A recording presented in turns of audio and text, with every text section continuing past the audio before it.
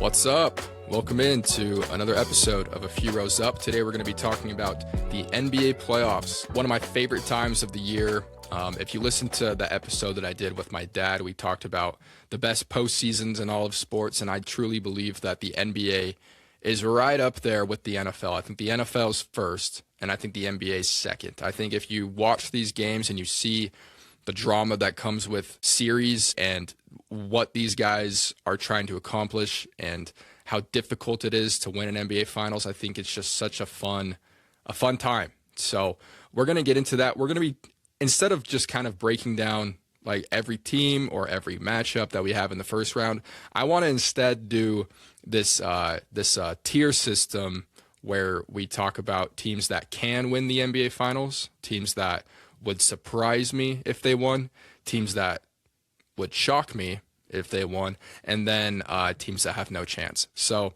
we're going to get into that. Before we do, though, we're actually going to be starting off this episode with a weekly recommend. So this week, I recently watched a show and thought it was absolutely stunning, and I hadn't heard of it before. I've heard of, the title of it.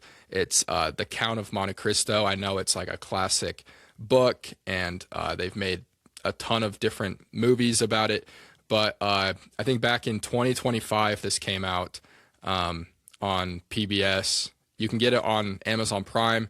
If you don't have a PBS account with Prime, you can just sign up for a 7-day free trial. This is a limited series, so I think I want to say it's 8 episodes, about an hour each. But just great drama, great acting, great writing. I love dramatic irony, which is basically just the audience knows more than the characters that they see, which creates a lot of suspense and drama and just makes for a very captivating viewing experience, even if there's not a ton of action. So highly recommend Count of Monte Cristo, again, on Prime, PBS, worth the watch. But we're going to get into the episode now. Thanks so much for tuning in. This is A Few Rows Up.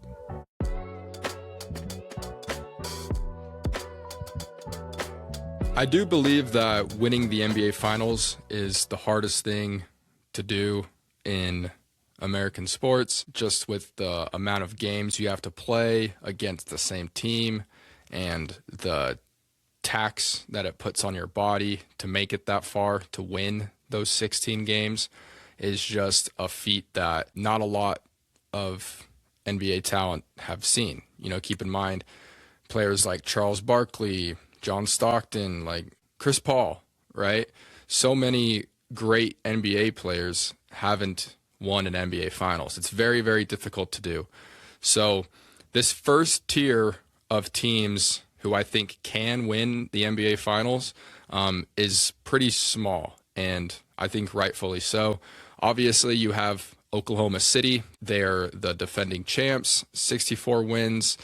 They have an MVP candidate in Shea.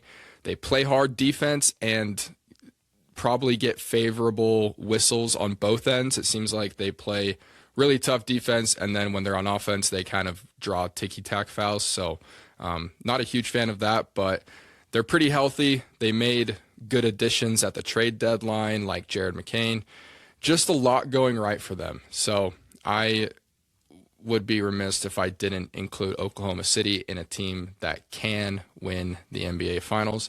But also in the West, I think their biggest challenge to get out of the West would be the Denver Nuggets. They have the best player in the world in Nikola Jokic. He leads the league in rebounds and assists, and he also averages about 28 points per game as well. So, and we all know Jamal Murray comes alive in the postseason. As a Lakers fan, that's kind of been my nightmare, is Jamal Murray in the postseason, but we all know he's going to show up. Aaron Gordon is great, and I think the three of them, with the role players that they don't have the best role players, but they have Christian Brown, who is maybe as good of a role player as you can get, but not a lot other than that. But they can still, easily be considered as a legitimate threat to the Thunder with their experience and all that they have going around. Denver and OKC met last year in the playoffs, and it went 7 games. So I hope personally that they meet again in the playoffs this year. I think that would be pure cinema, as they say. And then in the East, I have Boston probably making the finals with the capability of winning it. Like Denver and OKC, the core of this team is very experienced in the playoffs. Jaylen Brown has had his best season yet. And now with Tatum back and their role players shooting lights out, I think the Celtics are probably the team, like I said, that are going to come out of the East and compete with either Denver or OKC for the NBA Finals. Those are the teams that I think can win the NBA Finals. The teams that would surprise me, you got to talk about the Spurs. Obviously, Wemby has been one of the best, if not the best, story of the season. They won 62 games and were 4-1 against OKC in the regular season. But the lack of experience is something that just, I don't know, it keeps me from putting them in that upper tier with OKC, even though they beat them in the regular season. But I don't know. I'd look at them as potential favorites next year, but I think they're still a year away from that. Also, Detroit, same thing with the Pistons. Just really fun to watch. They play hard, and they're always in the right spots, too. Also, like Wemby, they've had a breakout year of their own with Cade Cunningham, but they also showed that they don't have to rely on him too much. When he went down with the injury, they still, kept the pedal to the metal and were still winning a lot. So a lot to like about that team. And you got to give them a lot of credit, too. Literally 2 years ago, they won 14 games all year and went on a historic 28-game losing streak. Just 2 years ago, they lost 28 straight games. So the fact that they're the 1 seed in the East, you got to tip your cap to that. I just don't think that they're there yet. So those are like the 2 teams that I'd have in a class just lower than teams that can win the finals this year. The Spurs and the Pistons are both great teams that I think are reflectant of everything you want in the sport. They're fun teams, it would surprise me if they won it this year, and one more I think I would put in the surprise tier is the Cleveland Cavaliers. I think Harden and Schroeder look like good additions that they made at the trade deadline. And, they've got good shooters and good chemistry. They're excellent in the coaching department as well. But the thing that makes me probably most optimistic about the Cavaliers is their path. They drew Toronto in the first round. And if they get by them, which I think they will, then they play Detroit, who they just beat a month ago. So I don't know. It would still surprise me if they won, but it's not like out of the question. It wouldn't shock me, and that's what this next tier is teams that would shock me if they won the NBA Finals. I got to say the Lakers, it would have, I think the Lakers would have absolutely been in that second or maybe even first tier if they were healthy. But, they lost their MVP in Luka Doncic and then their secondary ball handler in Austin Reeves. So, I don't know. They do have one asterisk, and that's the greatest player ever, and certainly the greatest playoff performer ever. LeBron is 41, though, and while he might be the best player in the series, I think he probably is better than Kevin Durant when he's the number one option. I think Kevin Durant can obviously light it up and still do his thing. But while LeBron, I think, is the best player in the series, they're going to need Luke Kennard to go off. They're going to need Jake LaRavia and Rui Hachimura. DeAndre Ayton is going to have to catch the ball and rebound really well. And I don't totally see that. And, like I said, this isn't like the would shock me tier, just because if they were to get past round 1 and Luka is able to come back, they could make some noise and go pretty far in this. But yeah, I just had to throw them in there into the shock tier, but just because they have that wild card in LeBron James. Maybe he can turn back the clock to 2018, but I mean, it's been 8 years since then, so I don't know. The Knicks also would shock me. This might be a little bit hard on them. They're a good, experienced team. I just think every series they would play could go the distance. Like, it could go 7 games, just looking at who they have. I think that this first one with Atlanta is going to be like a really tough series for them, is what I expect. And like I said, could go 7 games.